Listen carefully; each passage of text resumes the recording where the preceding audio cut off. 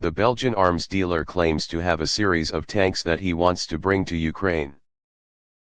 Freddy Verluis doesn't want to be called an arms dealer, but he has a warehouse full of used tanks that he wants to sell. Standing next to several dozen German-made Leopard 1 tanks and other military vehicles in a warehouse in eastern Belgium, Verluis said he is the director of 2 defense companies that operate in a variety of fields, including manufactures sensors for spacecraft. Buying and selling weapons is part of this businessman's business. And it is the tanks that have made him the focus of the past few days, when he openly debated with Belgian Defense Minister Ludovine de Donder about the possibility of sending them to Ukraine. Western countries have recently pledged to send tanks to Ukraine to aid it in its conflict with Russia, but Belgium has not joined, at least for one reason: there are no tanks left. The Belgian government sold the last 50 tanks to Verluis' company more than 5 years ago. When asked why he bought the tanks, the man in his 60s with white hair said he bought them because he thought someone would need them later. There are still countries in the world that use Leopard 1 tanks. So there is always the possibility of selling parts or tanks, he said. Verluis also said he thought it was just a bet. Maybe tomorrow we will sell scrap metal, or 10 years from now they will still be there, he said. Minister de Donder said the government had considered the idea of buying those tanks to send to Ukraine, but she considered the company's price to be unreasonable and too high. The tanks, previously sold for 10,000 to 15,000 euros each, are now being offered for 500,000 euros, despite not being in service for many years. The controversy shows how difficult it is for Western governments to find more weapons for Ukraine, when weapons they consider obsolete are now desired items. Many such weapons were owned by private companies. Ms. de Donder did not name Verluis' OIP Land Systems company when criticizing the price, but Verluis is certain he was the target.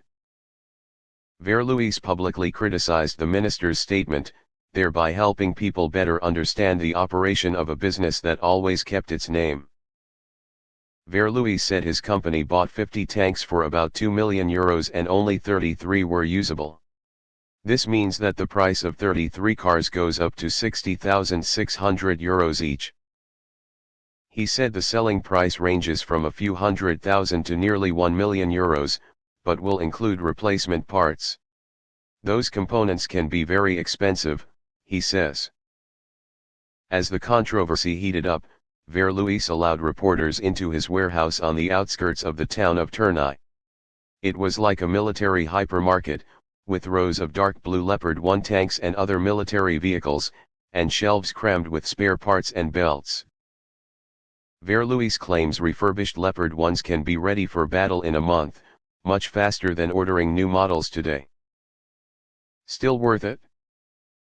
The Leopard 1 tank is the predecessor of the Leopard 2 that Germany, Poland, Finland, and other countries recently agreed to supply to Ukraine. This version is lighter than Leopard 2 and uses a different gun system. The models in the Verluis warehouse were most recently upgraded in the 1990s. Johann Michel, an analyst at the International Institute for Strategic Studies, thinks that the Leopard 1 tank will not be as valuable on the battlefield as later versions.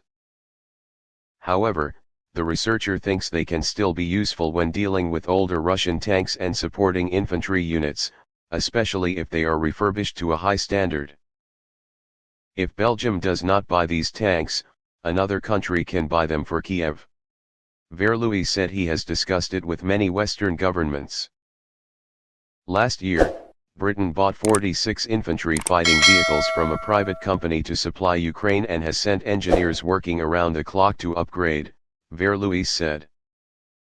However, the export of Leopard 1 tanks needs to be approved by the Wallonia authorities of Belgium and Germany. While he doesn't like being called an arms dealer, Verluis thinks the arms business isn't as bad as people think. Contrary to what people say, this is a fairly civilized market, he said.